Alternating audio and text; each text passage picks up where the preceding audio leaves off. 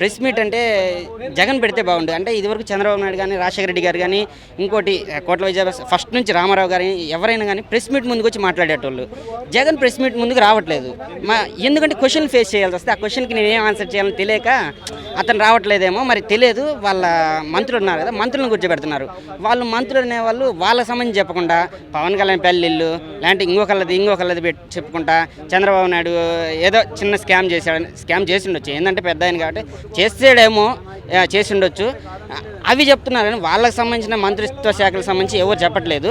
Press meet ముందు జగన్ అయితే రావట్లేదు. 150 ఎమ్మెల్యే సీట్లు గెలుచుకున్నటువంటి ఒక పార్టీ బిహేవ్ చేయాల్సినటువంటి ఒక డిగ్నిటీ ఇదేనా?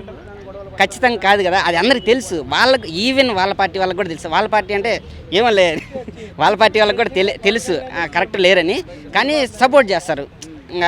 దానికి మనమేం చేయలేము. అది కరెక్ట్గా లేదు ప్రజెంట్ అయితే సిస్టమ్. సో ఇప్పుడు టీడీపీ